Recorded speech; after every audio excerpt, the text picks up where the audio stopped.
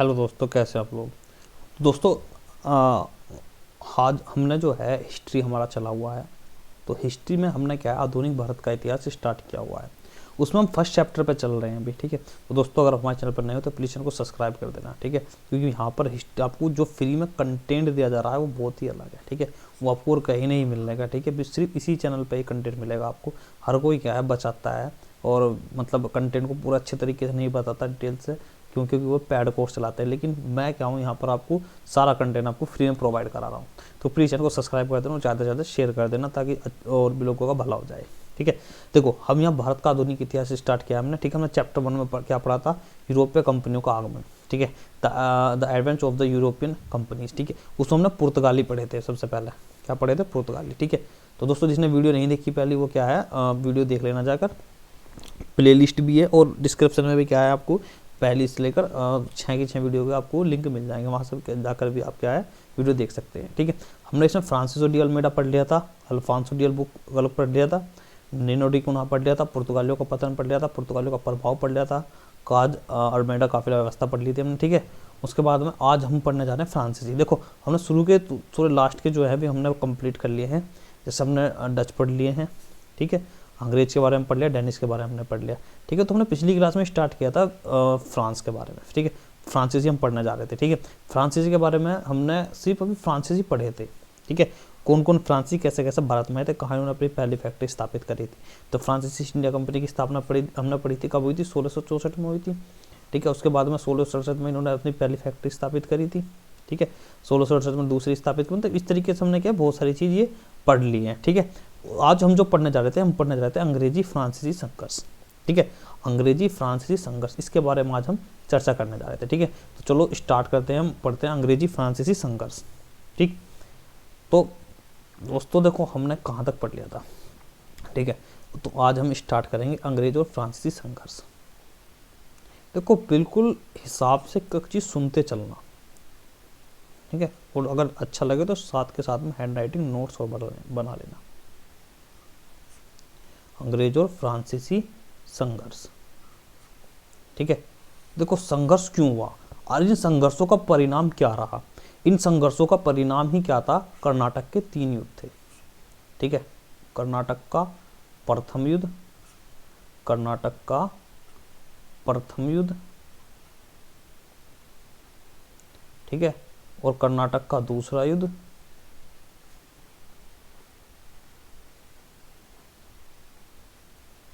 ठीक, कर्नाटक का तीसरा युद्ध। ठीक, अब देखो अगर हम बात करें कि ये युद्ध हुए क्यों थे, इनके पीछे उद्देश्य क्या था। ठीक है, देखो अगर इनकी बात करें कि इनके हुए क्यों थे कर्नाटक के युद्ध। ठीक, देखो इन्होंने अंग्रेजों ने क्या नीति खेल ली थी और क्या ही फ्रांसीसियों ने नीति खेल ली थी। ठीक है, देखो इस समय अगर हम बात करें जो फ्रांसीसी थे, फ्रांसीसी कुछ दिनों के लिए क्या है, बिल्कुल मतलब कुछ साल के लिए क्या है, बिल्कुल न्यूट्रस में चली गई थी, बिल्कुल शांत थी। उसके बाद में इसका दिमाग घुमा और 1742 में जैसे ही फ्रांसीसी गवर्नर बन के आया डुप्ले। ठीक है, जब डुप्ले इनका गवर्नर बन के आया तो डुप्ले की नीति जो थी वो बहुत खतरनाक नीति थी। ठीक है, क्योंकि देखो फ्रांसीसी की सबसे बड़ी कमी क्या थी, फ्रांसीसी कंपनी सरकारी कंपनी थी। इसमें इसकी आर्थिक स्थिति भी इतनी अच्छी नहीं थी। ये क्या करती थी, अब अपने देश से क्या वित्तीय सहायता मांगती थी। ठीक है, और इसी कारण क्या है, ये देखो कामयाब नहीं हो पाई थी। ठीक है, इन्हें जाना पड़ा था वापसी भारत से। ठीक, और अंग्रेज क्या इसमें सफल हो गए थे। तो पढ़ेंगे हम एक चीज, देखो कैसे पढ़ेंगे। सबसे पहले हम बात करें संघर्ष। ठीक है, सबसे पहले हम एक चीज पे चर्चा करते हैं, संघर्ष क्यों हुआ।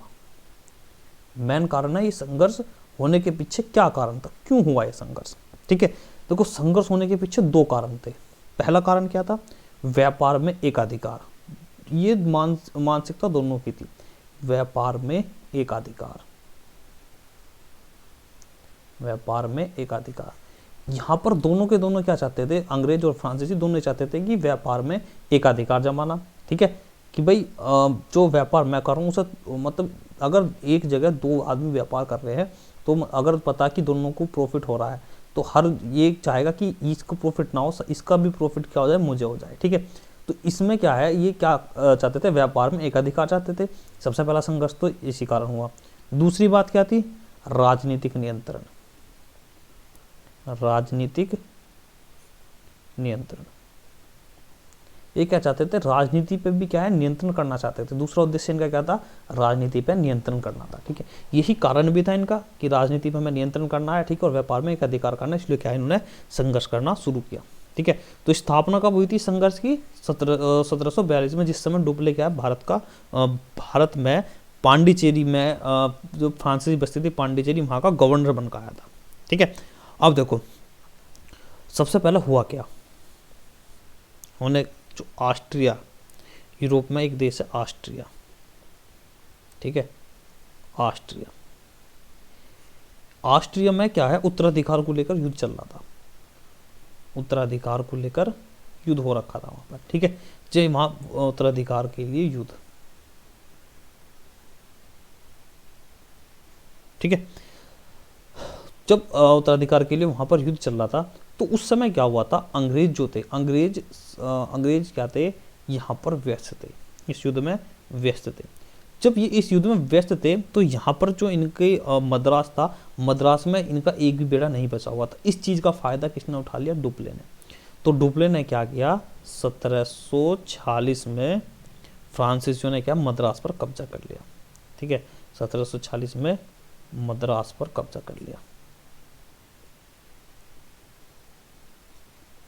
ठीक है, ये क्या चाहते थे, जो दोनों देश थे, ये चाहते थे कि अगर एक देश कमजोर हो तो हम क्या तुरंत उस पर नियंत्रण स्थापित कर लें। तो इन्होंने क्या करा, 1746 में मद्रास पर कब्जा कर लिया, किसने, डुप्ले ने। ठीक है, जब डुप्ले ने कब्जा कर लिया मद्रास पर, अब देखो हुआ क्या, नेक्स्ट क्वेश्चन देखते हैं। तो उस समय देखो भारत की क्या स्थिति थी, तो उस समय क्या कहते, उस समय वो कहते हैं कि तत्कालीन भारत का स्वरूप किस तरीके का था। तो तत्कालीन भारत का स्वरूप क्या था, एकीकृत ना होकर, एकीकृत मतलब क्या कहते हैं, मतलब अगर भारत ये पूरा है, ये अगर हम भारत की बात करें, ठीक है, तो यहाँ भी क्या हो रहा था, भारत की कंडीशन क्या थी, ये छोटे छोटे उसमें बटा हुआ था। ठीक है, ये तमिलनाडु का क्षेत्र है, ये सब क्या है, कर्नाटक के क्षेत्र में आता था।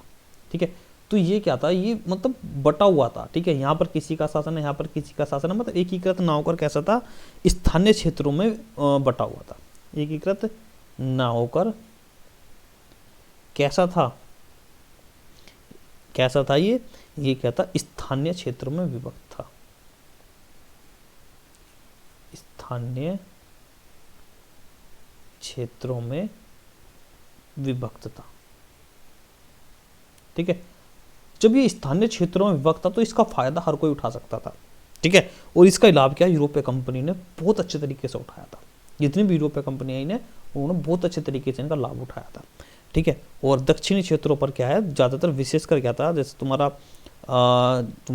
कर्नाटक हुआ, मद्रास हुआ, पांडिचेरी था। ठीक है, इनमें क्या था, राजनीतिक अनिश्चितता कायम थी। ठीक है, मतलब इन पे ही क्या थी, राजनीतिक एक, मतलब जो भी कंपनी आ रही थी, मद्रास में आ रही थी, पांडिचेरी में और कर्नाटक। ठीक है, इन्हीं क्षेत्रों को क्या है, अपना टारगेट बना हुआ था। ठीक, तो जब इससे 1746 पे क्या हुआ, 1746 में मद्रास पर क्या कब्जा कर लिया। ठीक है, इसने डुप्ले ने।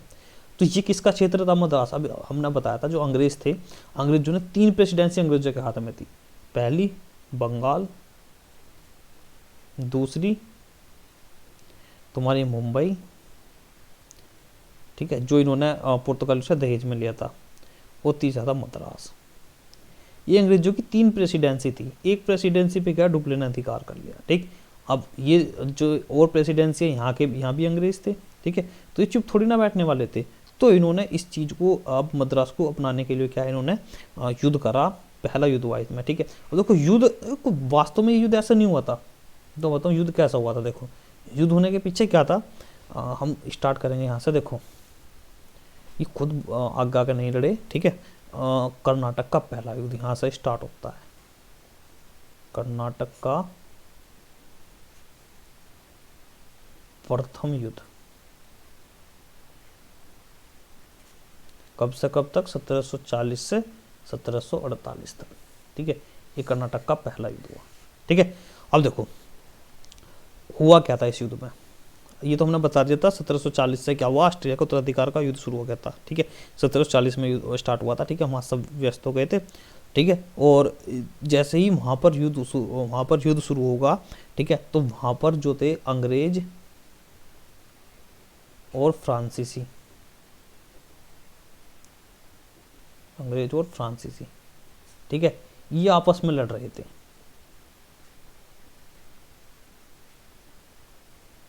कहां पर लड़ रहे थे? ये लड़ रहे थे यूरोप के अंदर। कहां पर लड़ रहे थे? यूरोप के अंदर, ठीक है। और जब यूरोप के अंदर लड़ रहे थे तो यूरोप के अंदर देखते देखते क्या है, ये भारत में थे, इनमें भारत में युद्ध होना शुरू हो गया, ठीक है। तो यूरोप के अंदर लड़ रहे थे, तो ये क्या है, भारत में भी लड़ने लगे, भारत में भी लड़ने लगे, ठीक है। मतलब जो जिस देश के थे वे तो उस देश के लिए अपना वो दिखाते, ठीक है। ये तो चाह रहे थे किस तरीके से कि हम इन्हें परास्त करें। हर कोई आदमी ये देखता है कि मैं तेरे से ताकतवर हूँ, मैं तेरे से ताकतवर हूँ, मतलब इन दोनों में क्या है, युद्ध होना शुरू हो गया था, ठीक है। तो भारत में भी क्या है, ये लड़ने लगे थे, ठीक है। अब देखो इसमें सबसे मेन जो किरदार निभाते हैं, दो आदमी निभाते हैं, ठीक है। जो पांडिचेरी है, पांडिचेरी, ठीक है, यहाँ का जो फ्रांसीसी गवर्नर है, पांडिचेरी का फ्रांसीसी गवर्नर, क्या नाम था उसका? डुप्ले, क्या नाम था? डुप्ले, ठीक है। और मद्रास का अंग्रेजी गवर्नर, उसका नाम क्या था? यह था मद्रास, मद्रास का अंग्रेजी गवर्नर, ठीक है। इसका क्या नाम था? इसका नाम था मोर्स, ठीक है। तो ये मैन आदमी थे, डुप्ले और मोर्स, ठीक है। तो फ्रांस की तरफ से डुप्ले था और यहाँ की तरफ से मोर्स था, अंग्रेज की तरफ से, ठीक है। अब देखो इसने क्या करा, इसने डुप्ले ने नीति खेली। डुप्ले ने क्या नीति खेली? इसने कहा, डुप्ले ने कहा भाई जो कर्नाटक थे, वो कर्नाटक, उस समय कर्नाटक में क्या क्षेत्र आते थे? पांडिचेरी, मद्रास, ये सब क्या थे? कर्नाटक के क्षेत्र में आते थे। तो पांडिचेरी, डुप्ले ने क्या करा, जो कर्नाटक का नवाब था, कर्नाटक का नवाब, क्या नाम था उसका? अनवरुद्दीन, कर्नाटक का नाम था अनवरुद्दीन।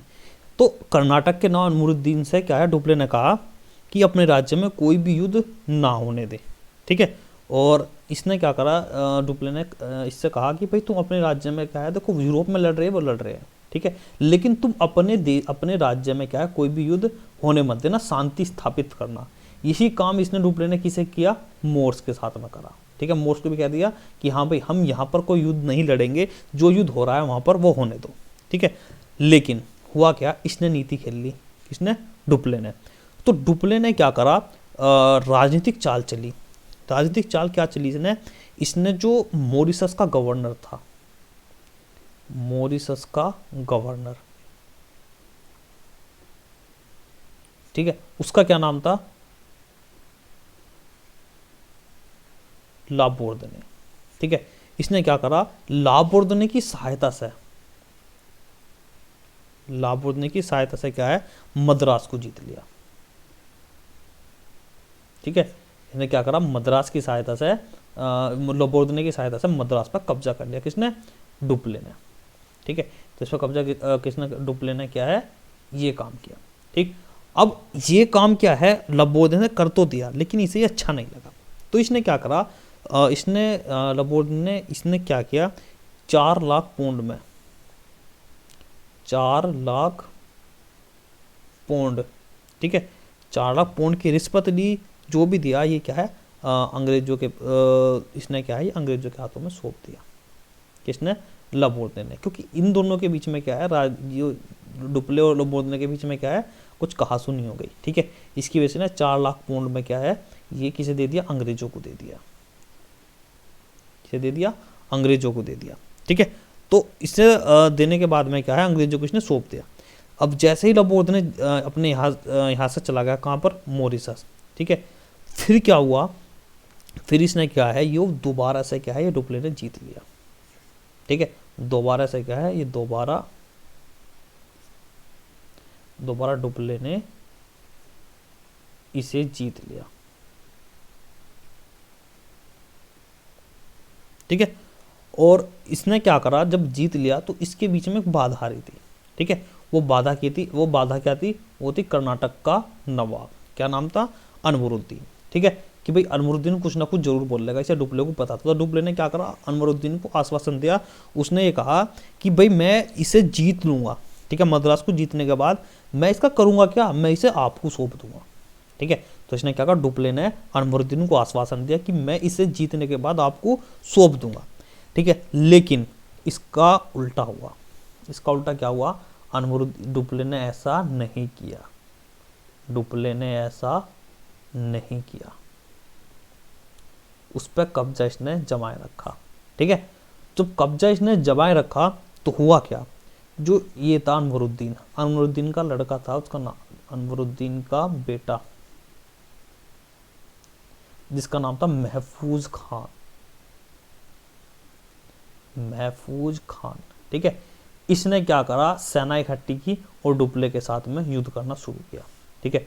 तो इनका युद्ध हुआ था अडियार के समीप, अडियार का युद्ध भी कहते हैं। अडियार के समीप इनका युद्ध हुआ, किस किस के बीच में, ठीक है।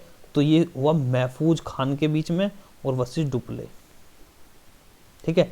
जब इन दोनों के बीच में युद्ध हुआ तो यहाँ पर क्या हुआ, ये जो नवाब की जो सेना थी महफूज खान की, वो हार गई और यहाँ डुप्ले की जीत होती है, ठीक है। लेकिन ये बताते हैं यहाँ की जीत, डुप्ले की जीत होती है, यहाँ पर भारत की जो वो थी, मतलब जितने भारत की राजनीति थी, भारत की राजा जो भारत में राज कर रहे थे, यहाँ के नवाब थे, उनकी जो कमजोरी थी वो इनके सामने आ चुकी थी, फ्रांसीसियों के सामने आ चुकी थी, क्योंकि इन्होंने युद्ध पे इतना ध्यान नहीं दिया था, ना ही इनके पास इतनी सेना थी और ना ही इनके बाद में इतने हथियार थे। सिर्फ इनकी एक चीज मजबूत थी, वो कौन सी थी, नौसेना। क्या मजबूत थी, नौसेना। अब ये सारे क्या है, ये सब चीज कौन देख रहा था, ये अंग्रेज देख रहे थे।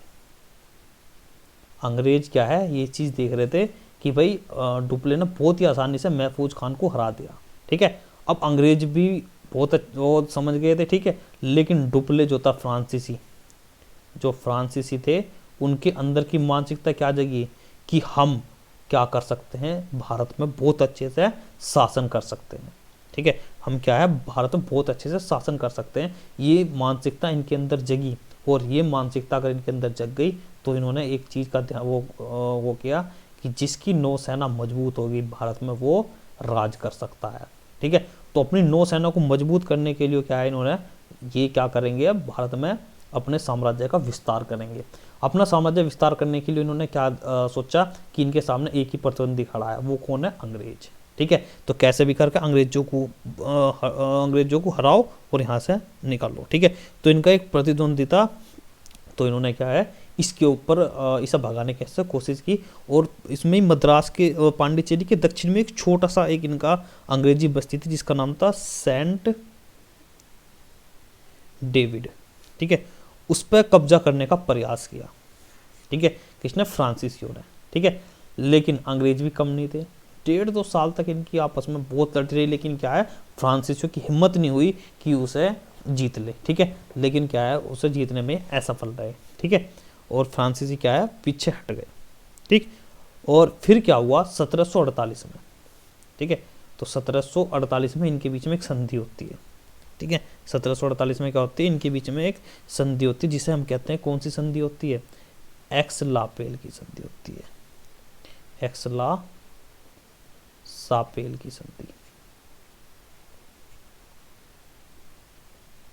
कब होती है, ये होती है 1748 में, ठीक है। और इस युद्ध की समाप्ति होती है, एक्स-ला-पेल की संधि 1748 में होती है, ठीक है। ये किस किस में होती है, ये यूरोप के अंदर होती है, यूरोप के अंदर होती है, किसमें, अंग्रेज और फ्रांसीसियों के बीच में, अंग्रेज और फ्रांसीसी, ठीक है। एक्स-ला-सापेल की संधि किसी अंग्रेज और फ्रांसीसियों के बीच में होती है, ठीक है। जिसमें क्या हुआ, इस युद्ध के उसमें क्या हुआ, पहला काम क्या हुआ इस युद्ध में, युद्ध की समाप्ति, युद्ध की समाप्ति। दूसरा काम क्या हुआ, फ्रांसीसियों को जो अंग्रेज थे, अंग्रेजों को मद्रास दिया गया, ठीक है। और जो फ्रांसीसी थे, फ्रांसीसियों को उत्तरी अमेरिका में, फ्रांसीसियों को उत्तरी अमेरिका में लुइसबर्ग प्राप्त हुआ,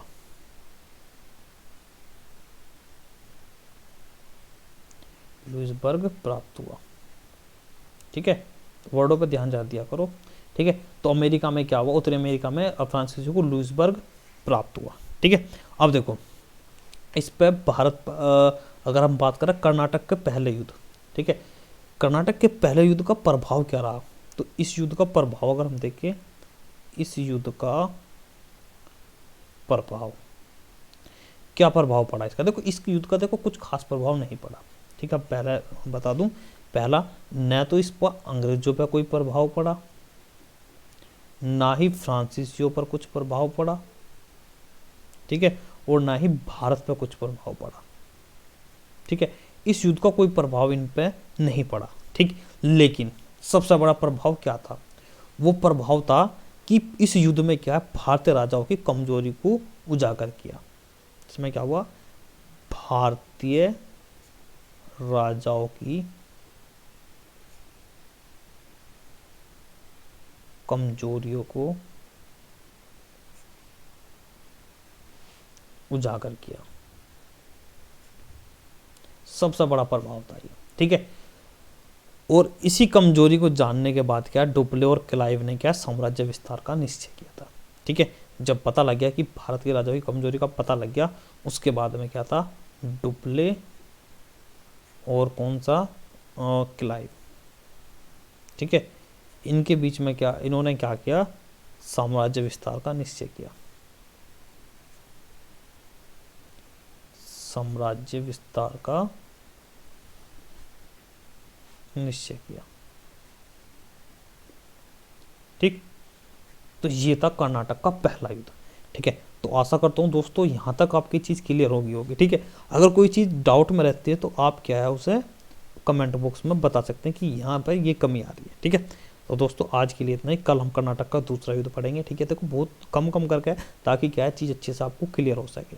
ठीक, तो दोस्तों चैनल के डिस्क्रिप्शन में क्या है, मैं आपका डेली करंट की हमारी क्लासेस चल रही हैं। ठीक है, सुबह सुबह डेली करंट की क्लास आ सकती है। ठीक है, चैनल को सब्सक्राइब कर लोगे तो वे भी आपको रेगुलर मिल जाएगी। ठीक, तो आज के लिए इतना ही दोस्तों, वीडियो को लास्ट तक देखने के लिए बहुत बहुत धन्यवाद।